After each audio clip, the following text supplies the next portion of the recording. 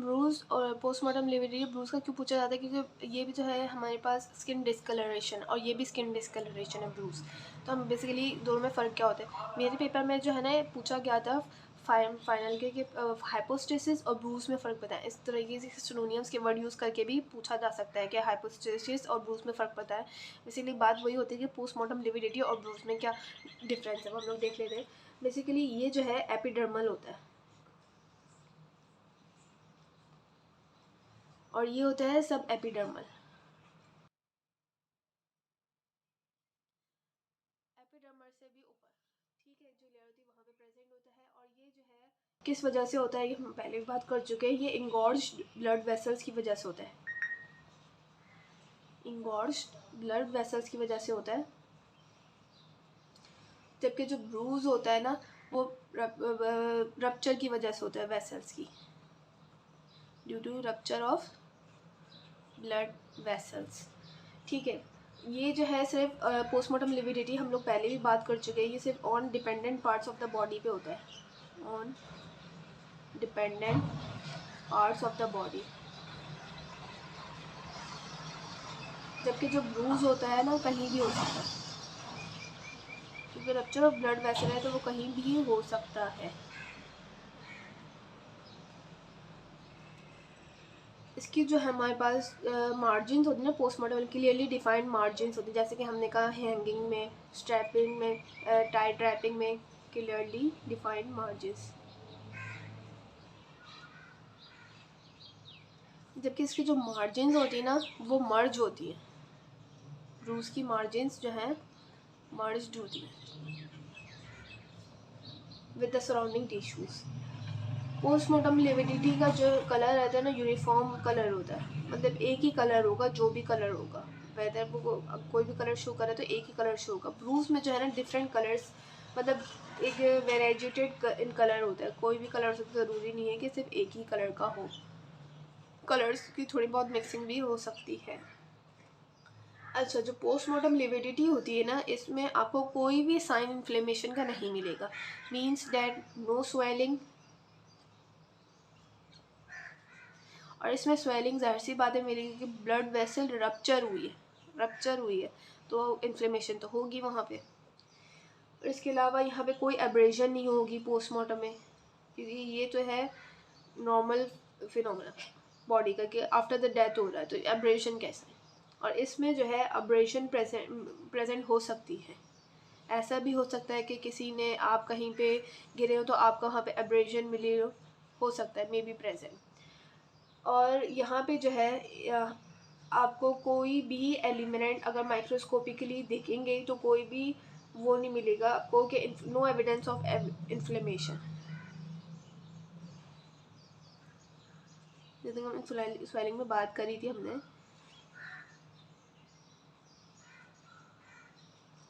यहाँ पे जो है ना आपको इन्फ्लेमेशन के साइंस मिलेंगे। क्या बात करी हमने, एपिडर्मल होता है, subepidermal, due to engorge blood vessel, ये due to rupture of the blood vessel. ये सिर्फ only on dependent parts of the body भी मिलता है, ये कहीं भी मिल सकता है, situated anywhere.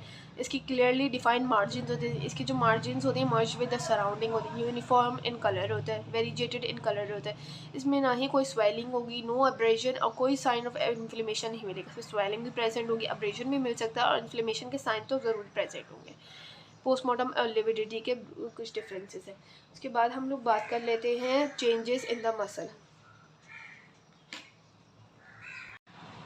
Changes in the muscle basically death के बाद जो है मसल जो है 3 प्रोसेसेस से पास होता है। फर्स्टली जो है प्राइमरी रिलैक्सेशन,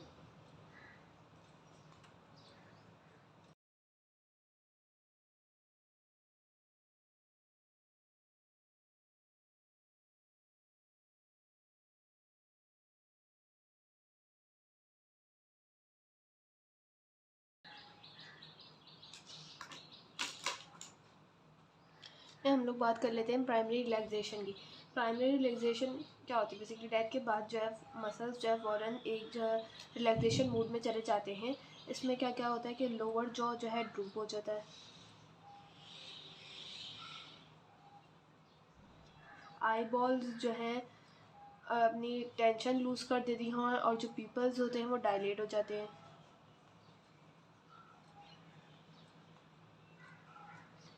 प्यूपल्स डायलेट हो जाते हैं और जो मसल्स होते हैं सॉफ्ट और फ्लैबी हो जाते हैं।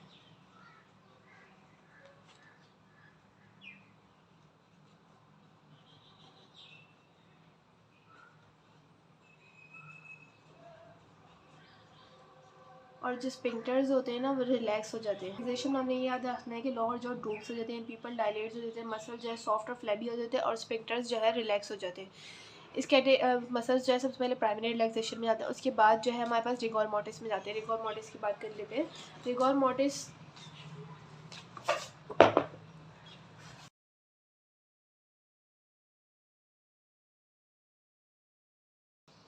रिगोर का मतलब होता है रिजिडिटी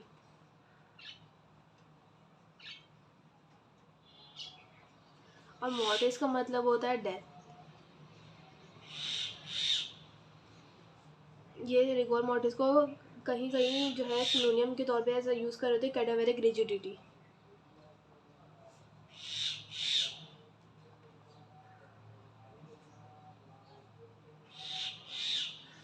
इस कंडीशन में क्या होता है, रिगोर मोर्टिस में बेसिकली स्टिफनिंग हो जाती है, शॉर्टनिंग हो जाती है और ओपेसिटी ऑफ द मसल्स हो जाती है। Stiffening, shortening and opacity of the muscles.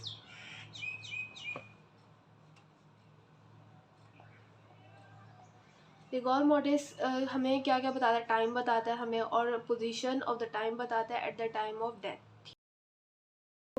Actin का जो हेड है मायोसिन में जाके अटैच होता है, तो वो उस स्टेट में क्या हो रही थी, कॉन्ट्रैक्शन। और जब एटीपी होती है तो एटीपी जो है, एटीपी की वजह से मायोसिन का जो एक्टिन का जो हेड है मायोसिन में से वो जो है निकल जाता है और इस तरह रिलैक्सेशन हो जाती है एक मसल की।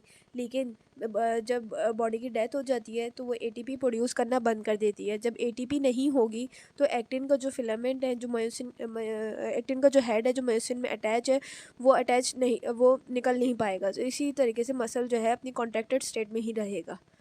इस वजह से रिगोर मोर्टिस हो रही होती है, स्टिफनिंग शॉर्टनिंग हो रही होती है मसल में। अच्छा, जो रिगोर मोर्टिस है ना, ये याद रखना है कि ये हर मसल ऑफ द बॉडी में होगा। इट अकर्स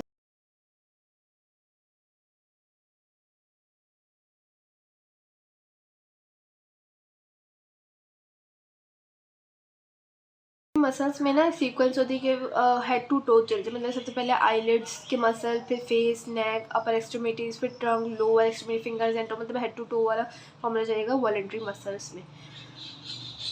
अब हम ये बात कर लेते हैं कि ये कब बिगन होता है। बेसिकली रिगोर मोर्टिस जो है 2 to 3 hours after the death शुरू हो जाती है, बिगन हो जाती है, ऐसे कह सकते हैं। और जो है ये 12 आवर्स आफ्टर द डेथ तक पूरी कंप्लीट हो जाती है, मतलब कि फिक्स हो जाती है। Develops over after the death, develops begins. Rigor mortis की बात कर रहे हैं, टाइम पीरियड देखा। अच्छा, कुछ फैक्टर्स होते हैं जो कि रिगोर मोर्टिस को अफेक्ट कर रहे होते हैं, जैसे कि लिख लेते हैं फैक्टर्स अफेक्टिंग रिगोर मोर्टिस।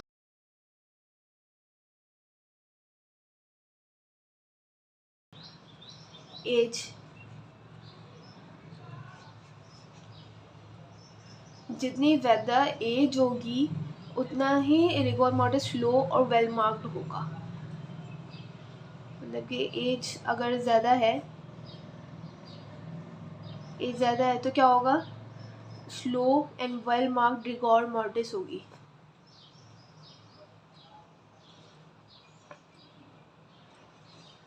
लेकिन अगर एज कम है, जैसे कि फीटस हो गया, स्टिल बॉर्न हो गया, फीटस हो गया, इनमें क्या होता है, रिगोर मोर्टिस जो है रैपिड होती है और जो है जल्दी से पास आउट हो जाती है एंड पासिस ऑफ क्विकली, वह देर के लिए परसिस्ट नहीं करती।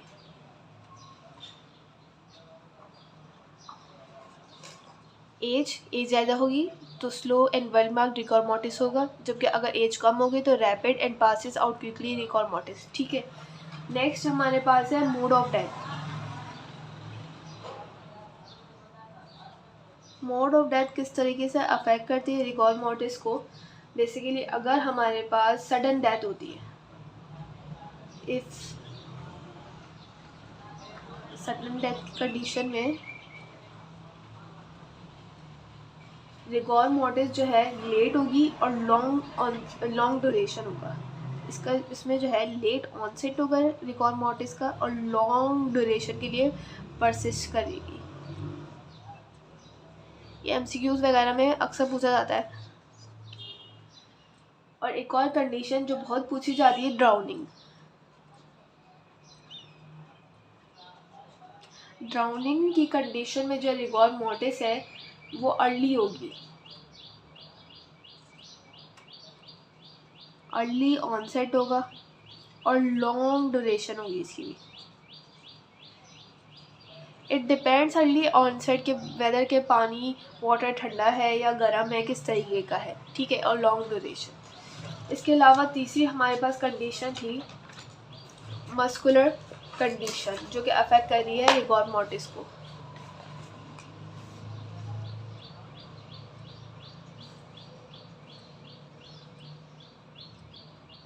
मस्कुलर कंडीशन किस तरीके से अफेक्ट कर रही है। बेसिकली अगर स्ट्रॉन्ग मसल्स है किसी के पास, स्ट्रॉन्ग मसल्स, जो लोग जिम वगैरह जाते हैं उनके पास स्ट्रॉन्ग मसल्स है, जिनके पास अच्छी खासी मसल्स की क्वांटिटी है, तो अगर उस पर्सन की डेथ हो जाती है तो जो उसका रिगोर मोर्टिस जो है लेट ऑनसेट होगी, क्योंकि उनके पास अच्छे खासे मसल हैं और पावरफुल मसल्स हैं, मतलब कोई वीकनेस नहीं है, तो उनके जो है लेट ऑनसेट होगा रिगोर मोर्टिस का और लॉन्ग ड्यूरेशन होगी।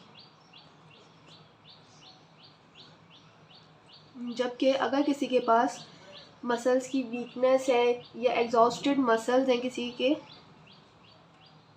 तो उस कंडीशन में क्या होगा, अर्ली ऑनसेट होगा रिगोर मोर्टिस का और शॉर्ट ड्यूरेशन होगी।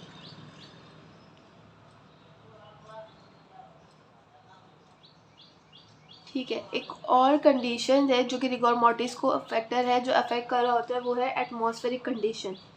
ये मोस्ट इम्पॉर्टेंट है, एटमॉस्फेरिक कंडीशन। इसमें क्या होता है, अगर जो है डे कोल्ड एयर है,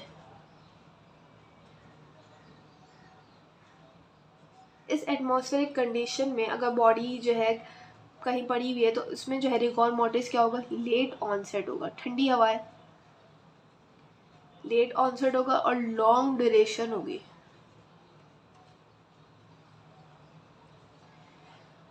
अगर जो है कोल्ड वाटर है तो कोल्ड वाटर में बॉडी है डाउन करिए जो भी है, रैपिड ऑनसेट होगा और लॉन्ग ड्यूरेशन होगी।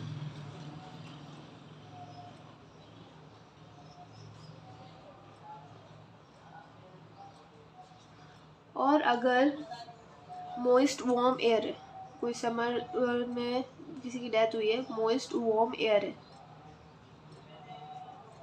तो उसमें क्या होगा, रैपिड ऑनसेट होगा और शॉर्ट ड्यूरेशन होगी।